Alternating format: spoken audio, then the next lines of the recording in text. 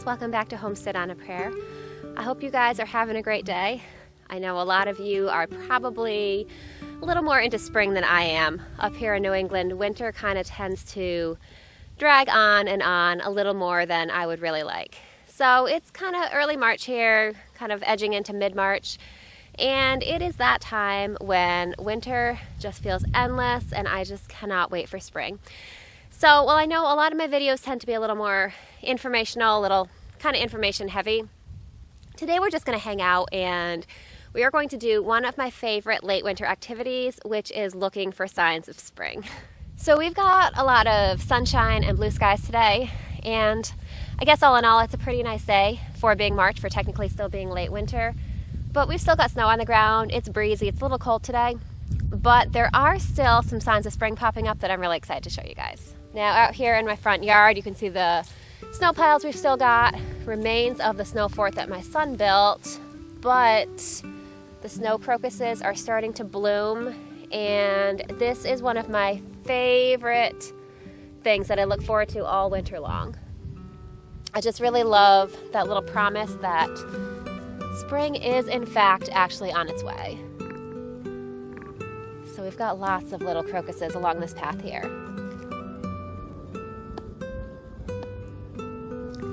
So some daffodils poking up. It won't be too long before these put up their shoots with some buds, and before too long it'll be flower time.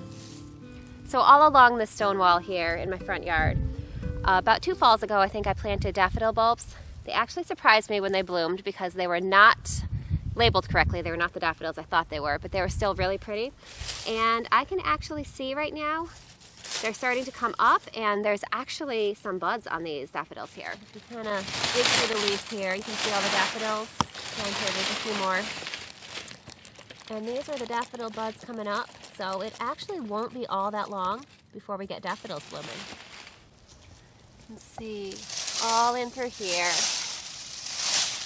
If you dig these leaves away a little bit, more daffodils. Back here there's some more. So I cannot wait for these to bloom. I think my family thinks I'm a little bit over the top when it comes to looking for signs of spring, but winter's really hard, you know, especially when you're a gardener and when you love sunshine and warmth.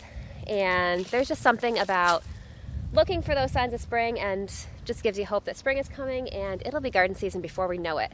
Speaking of the garden, let's see if we have any signs of spring here in the vegetable garden. There won't be too many because I don't have too much stuff planted yet, but I think there might be a few things we can find. So chives are always one of the first things to come up every spring, and looks like they're just barely starting in here. Not too much activity yet, but it shouldn't be too long before we have chives we can actually harvest. Just going to cover these back up because just in case we get some more really cold weather, I don't want them to get damaged or anything like that. All right, so let's go on into the garden. I don't have too many perennials in my vegetable garden, so most things aren't planted yet, but I do have some garlic that I planted last fall that I already got a little peek of. I think that's starting to come up. So you can see this whole bed is garlic here, and that is all starting to come up. So in the spring, when your garlic first starts to come up, if you mulch it really heavily in the fall, which I usually do try to do because garlic really benefits from, you know, a nice winter blanket, you might have to kind of dig through the mulch a little bit, find the garlic sprouts and kind of help them through. These seem to be doing pretty well on their own, which is probably because the wind blew half of my leaf mulch away. But despite that, I'll just go through and peek around and see if any of that garlic needs any help coming up. I definitely don't want to take the mulch away.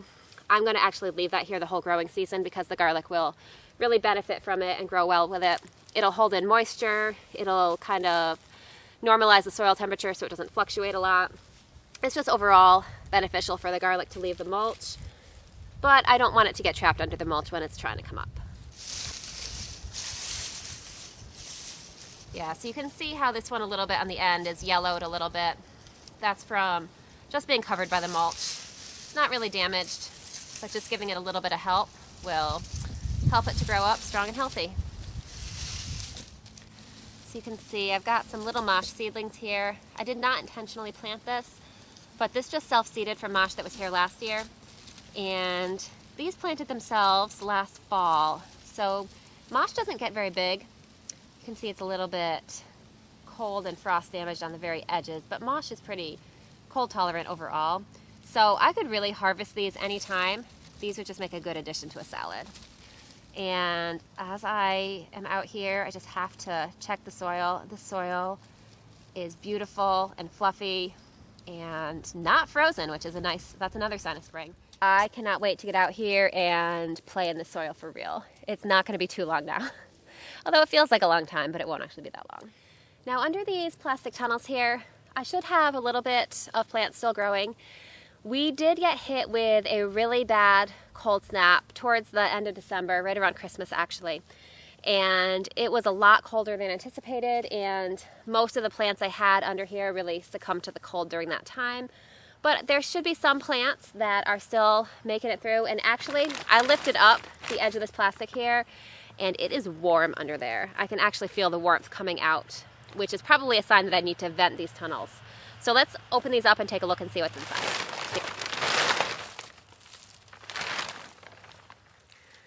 So most of the plants in here did not make it through the cold snap, but I do have some blue curled Scotch kale that looks pretty good, and that is actually going to be, that should spring up really fast once the weather warms up and give us a nice early harvest. Down here I've got a little bit of a kind of an accidental harvest. This is chickweed. I don't know how well you can see it. This is actually flowering, but these are delicious and taste just like spinach, so this is a great early harvest. So I usually let at least a certain amount of the chickweed in my garden grow because it's just really delicious. It's wild and just gives you that taste of greenery nice and early, so I always love looking for chickweed. And as the name implies, it also makes a great snack for chickens. So if you have chickens, this is a great thing to let grow and just throw it to the chickens. Tastes like spring. So down at the far end of the tunnel down there, I have a random daffodil that planted itself in my vegetable garden. It comes up every year and I just let it grow. It's right in the corner, so it doesn't really get in the way of anything. But being under the tunnel has kind of given that a boost. It has a lot of buds and that'll be flowering really soon, I think. So I think I'm actually going to go ahead and completely uncover both of these tunnels now. There isn't anything in there that I'm really trying to protect and keep harvestable at the moment. And now that the sun is getting stronger, I don't want to end up cooking what I do have growing in there, the kale, the daffodils, the chickweed. And honestly, once it warms up and the sun gets stronger and that soil heats up a little more, honestly, the soil in there is probably pretty warm already from being in the tunnel. But once spring really comes, I think that there might be some things in there that might come back to life and surprise me. I'll definitely keep you posted on that and we'll see what happens. For now, I'm going to go ahead and uncover these tunnels.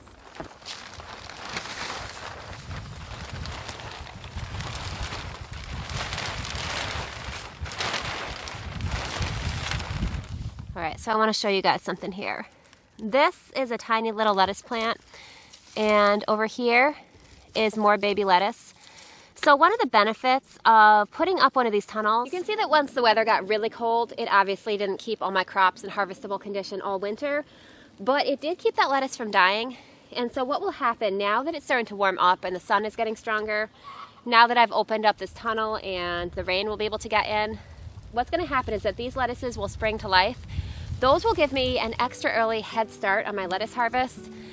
It'll take the new lettuce that I'm going to plant this spring, it'll take it a little while to really get going and get off to a good start, but I'll be able to harvest from these little lettuce plants here really early. So that is kind of a nice extra benefit of using that tunnel just to protect my crops over the winter.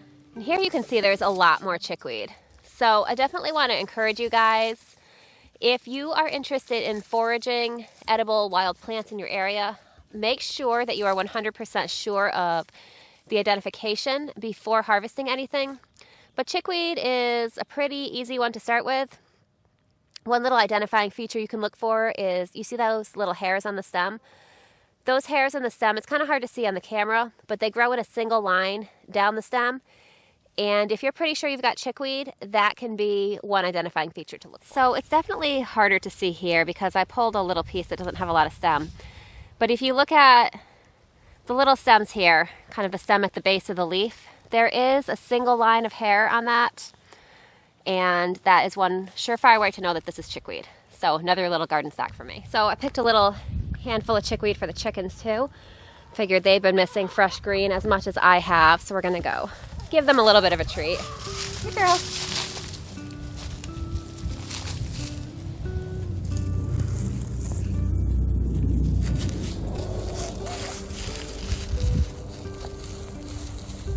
Well, I think the chickens really enjoyed their snack, so we are gonna head into the house now because there is someone that I really want you guys to meet. All right, so on my way into the house, I got distracted and realized I forgot to show you guys this really exciting thing came in the mail.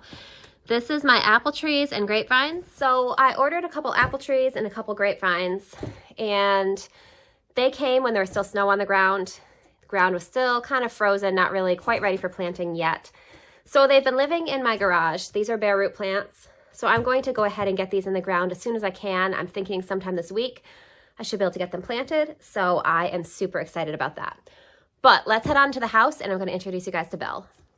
So it's actually the next day because Miss Belle decided she wasn't ready for her close-up the other day when I filmed the first part of that video. But this is Belle. So you'll be seeing her. She's gonna run now. But you'll be seeing her in some of the videos. So I just wanted to introduce you guys. We got a new little kitten. So she's about 12 weeks old. She's super sweet. She does have a hernia on her belly in case you saw a little lump there and are wondering what that is. But the vet has said that that can be repaired when we take her in to get spayed. And it does not seem to be bothering her at all. She is just living her crazy little kitten life and enjoying every minute of it. So that's Belle, and I'm super excited for you guys to meet her. So thank you guys so much for hanging out with me today and yesterday and just doing, I guess it was almost like a little mini winter garden tour, just seeing the garden start to come to life for spring and getting to meet Belle. So I hope you guys are having a great day, and I can't wait to see you again soon. Bye guys, I'll see you next time.